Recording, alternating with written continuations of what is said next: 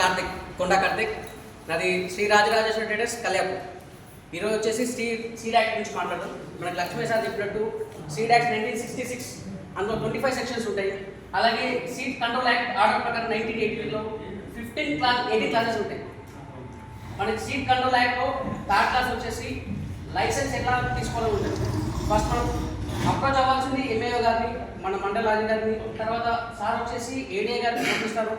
ఆ తర్వాత మనం జేడీఏ సార్ నుంచి 30 days లోపల మనకి లైసెన్స్ ఇష్యూ అవుతుంది, లేకుంటే నాన్ ఇష్యూ అవుతుంది. ఒకవేళ ఇష్యూ అయితే 30 days లోపల వచ్చేస్తుంది. నాన్ ఇష్యూ అయితే దానికి ప్రొసీజర్ ఉంటుంది. ఒకవేళ మనకి లైసెన్స్ కావాలంటే మన అప్లికేషన్ ఫామ్ ఇవ్వాలి, ఫామ్ ఏలో ఇవ్వాలి. దానికి ఛాలెంజ్ 500 రూపీస్ కట్టాలి. KYC documents Aadhaar card, pan card దాంతో జత చేసి రెంటల్ డీడ్, మనం ఉండే షాప్ ఒకవేళ రెంటల్ అయితే రెంటల్ డీడ్, ఒకవేళ ఓన్ అయితే ఓనర్షిప్ సర్టిఫికేట్ని మెయింటైన్ చేసి సార్ ఇవ్వడం జరుగుతుంది.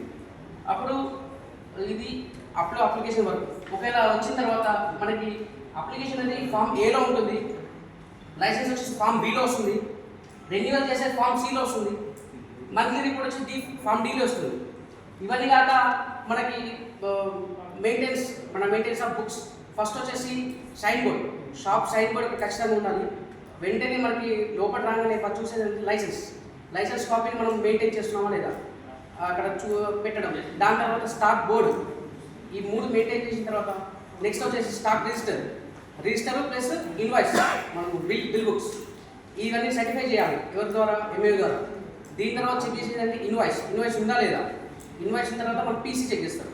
పీసీ తర్వాత అది జిఎస్టీ ఫైలింగ్ అనేది చెక్ చేసుకోవచ్చు.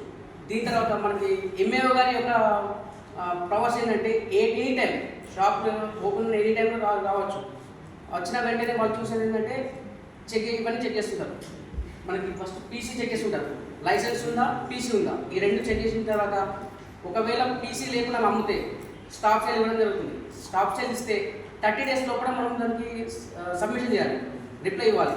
ఒకవేళ 30 days లోపల మనం ఇవ్వకపోతే సార్ వచ్చి మనకి డైరెక్ట్గా స్టాప్ సేల్ ఇవ్వడం జరుగుతుంది.